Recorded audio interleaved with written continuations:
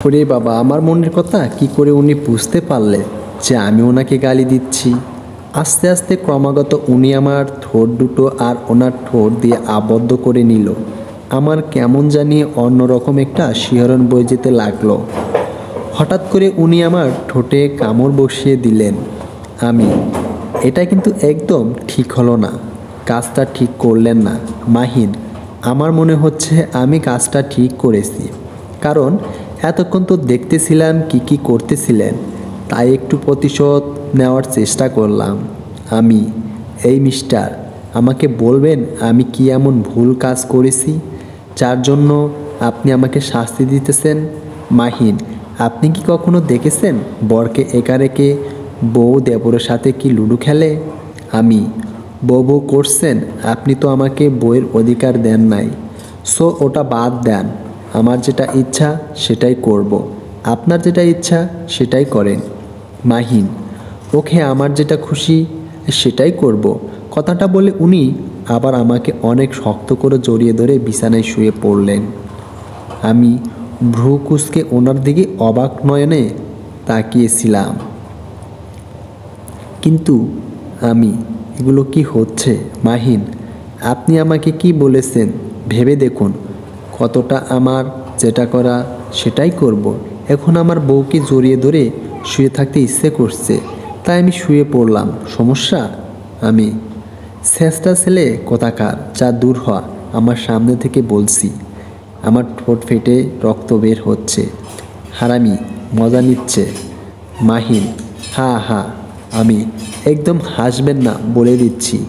আমাকে ছেড়ে দিন, আমি উঠব। মাহিন, আমি মানা করছি নাকি? পারলে উঠে চলে যাও। এই যে মিস্টার, একবার আপনি, একবার তুই, এবার এইসব কিছু হচ্ছে যে কোনো একটা বলেন। মাহিন, আমার যেটা খুশি আমি সেটা বলবো। ওকে, তাহলে আমিও যেটা খুশি সেটাই বলবো, সমস্যা নেই। এখন আমাকে ছেড়ে দেন, উঠতে হবে। আপনার সাথে শুয়ে থাকলে হবে না।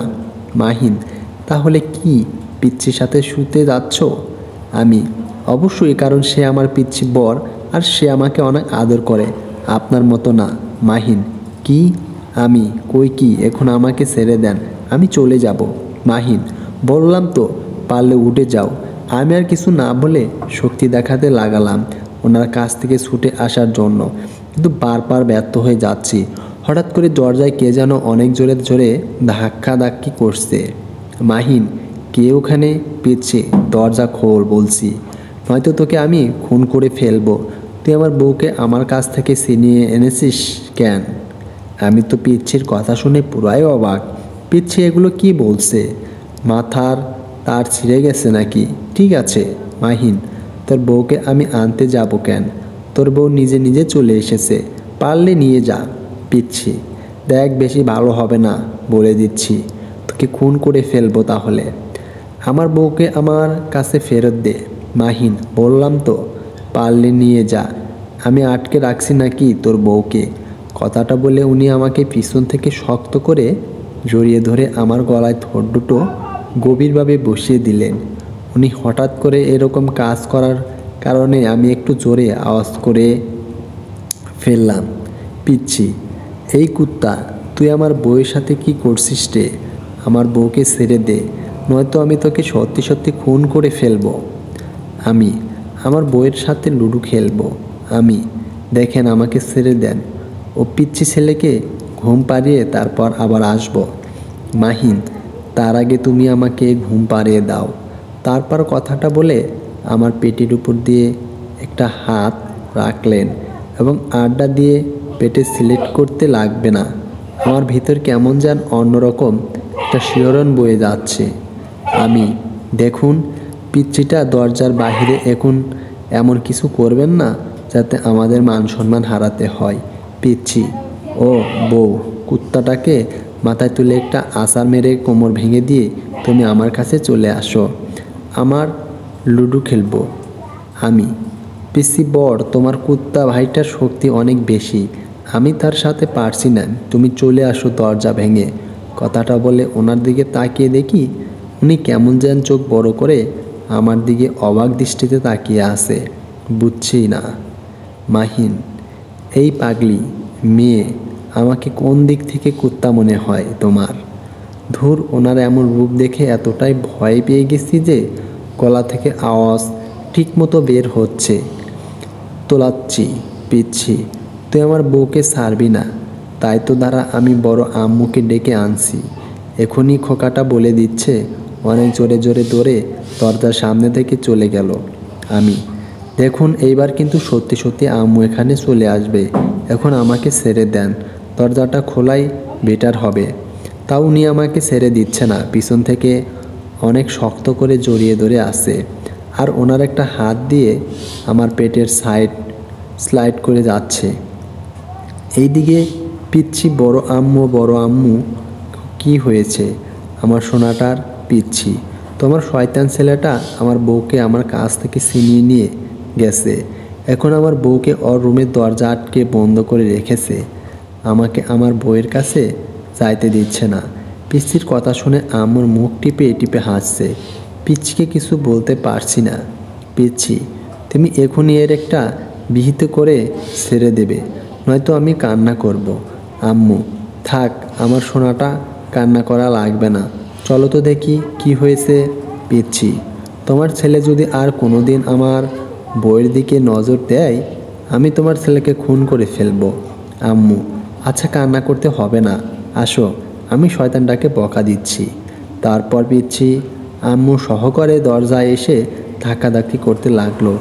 আম্মু, এই মাহিন, দরজা খোল। আল্লাহ, পিচ্ছি দেখি সত্যি সত্যি আম্মুকে ডেকে নিয়ে এসেছে। এখন কি হবে? এটা একদম একটা লজ্জার ব্যাপার। আপনাকে কত করে বললাম দরজাটা এখন খুলে দেওয়া বেটার হবে। এখন কি হবে? এখন তো আমি লজ্জায় কারো সামনে যেতে পারবো না। সব আমার দোষ। মাহিন, কথা বেশি না বলে চুপচাপকে দরজা খুলে দাও। আমি যেতে পারবো না, আপনি যান। আপনি তো দরজা খুলতে নিষেধ করেছেন, এখন আপনি গিয়ে দরজাটা খুলে দেন। তারপর উনি আর কিছু না বলে চুপচাপ আমাকে ছেড়ে দিয়ে উঠে দরজাটা খুলে দিল। উনি দরজাটা খুলে দিতেই পিচ্ছি ওনাকে ধাক্কা দিয়ে সরিয়ে দেয়া দৌড়ে এসে আমাকে জড়িয়ে ধরলো আর আমার কানটা টেনে ধরলো। আম্মু, তুই জানিস না আমার সোনাটার সাথে বেয়াদবি করলে কি অবস্থা হয়? মাহিন, আম্মু কান লাগতাছে, প্লিজ কান ছেড়ে দিয়ে কথা বলো প্লিজ, কানে লাগছে, ছেড়ে দাও। পিচ্ছি, না বড় আম্মু, তুমি ওর কান ছাড়বে না, ওর শাস্তি হওয়া দরকার, ও আমাকে অনেক কাঁদিয়েছে। মাহিন, এই পিচ্ছি, তোকে তো আমি।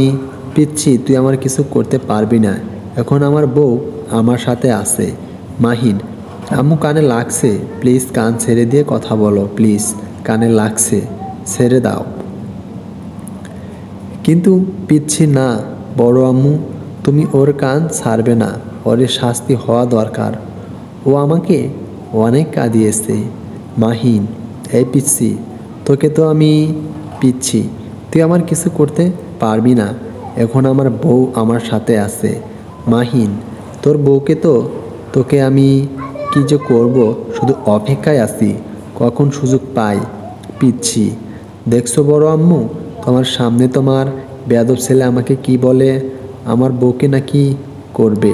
তুমি এর উচিত শিক্ষা দিবে, নয়তো আমি তোমার শয়তান ছেলেকে কি করব সেটা নিজেও জানি না। তোমার ছেলে এতটাই বেড়ে গেছে যে আমাকে ভয় পায় না। আমি কি বৃষ্টি? কথা শুনে অবাকের উপর উপস্থিত কি বলছি।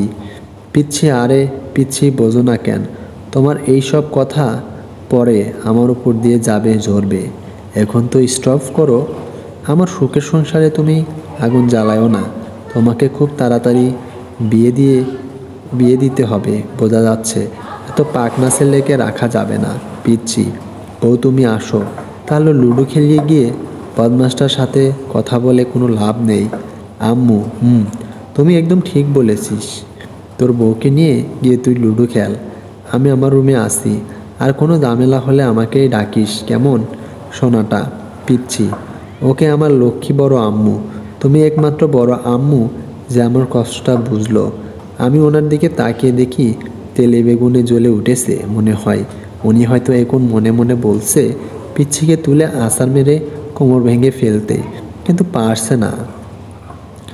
আম্মুর জন্য মনে হচ্ছে উনি কিছু বলতেও পারতেছে না, কিছু সহ্য করতেও পারতেছে না।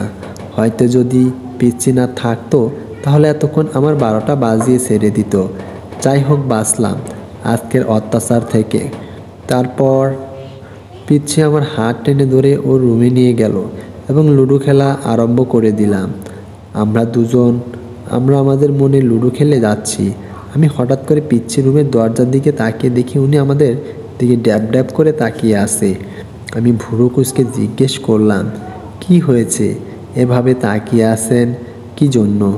উনি ভুরু দিয়ে ইশারা করে যেটা বললেন সেটা হলো উনি আমার উপর অনেকটা রেগে আছে। এখন যদি আমি পিচ্ছিকে ছেড়ে ওনার কাছে না যাই তাহলে পরে কঠিন শাস্তি অপেক্ষা করতেছে আমার জন্য। আমি এখন কি করব? এখন খুব কান্না করতে ইচ্ছে করছে। এদিকে তো ওই পিচ্ছি ঝামেলা করছে, আর একদিকে উনি হনুমান, হাতি, ঘোড়া, বিড়াল, কুত্তা, এটার যন্ত্রণা ভালো লাগে না। আমি পিচ্ছির দিকে তাকিয়ে দেখি পিচ্ছি মন দিয়ে খেলতেছে। আমি, পিচ্ছি তুমি একটু থাকো, আমি একটু বাইরে থেকে আসতেছি, আমার একটু সমস্যা হচ্ছে। পিচ্ছি, কি সমস্যা হচ্ছে আমাকে বলো, আমি ওষুধ এনে দিচ্ছি। আমি, এই সমস্যার ওষুধ কেউ এনে দিতে পারবে না যতক্ষণ না আমি যাই। পিচ্ছি, তাহলে আমিও তোমার সাথে যাব। তুমি কি ওষুধ কিনতে যাও? আমি দেখব। উফরে, এই পিচ্ছি তো খুব পাকনা, পাকনা, এর যন্ত্রণায় মনে হচ্ছে আমার সংসারটা হবে না। সব কিছু ছেড়ে আমাকে এই বাড়ি থেকে চলে যেতে হবে। আমি, আচ্ছা তুমি আমার ফোনটা নিয়ে গেম খেলো, আমি আসতেছি। কেমন, তোমাকে সাথে নিয়ে করে যাওয়া যাবে না? তুমি বুঝতেছো না কেন? পিচ্ছি, আচ্ছা তাহলে তুমি তোমার ফোনটা আমাকে দিয়ে দাও, আমি গেম খেলি। তুমি তাড়াতাড়ি আসবে, কিন্তু দেরি করলে কিন্তু আমি কান্না করব। যাই হোক, পিচ্ছিকে তাহলে বোঝানো গেছে। তারপর পিচ্ছিটাকে আমার ফোনটা দিয়ে আমি বাইরে চলে আসলাম। বাইরে এসে দেখি উনি দাঁড়িয়ে আছে। আমাকে দেখা মাত্রই এক টান দিয়ে আমাকে কোলে করে ওনার রুমে নিয়ে চলে গেল। আমি শুধু হাঁ করে ওনার মুখের দিকে তাকিয়ে আসি, অবাক হই। আমি এসব কি হচ্ছে, আর এসবের মানে কি? মাহিন, আমি নিজেও জানি না এসব কি হচ্ছে, আর এখন যেটা হচ্ছে ওটা হতে দাও, চুপচাপ থাকো।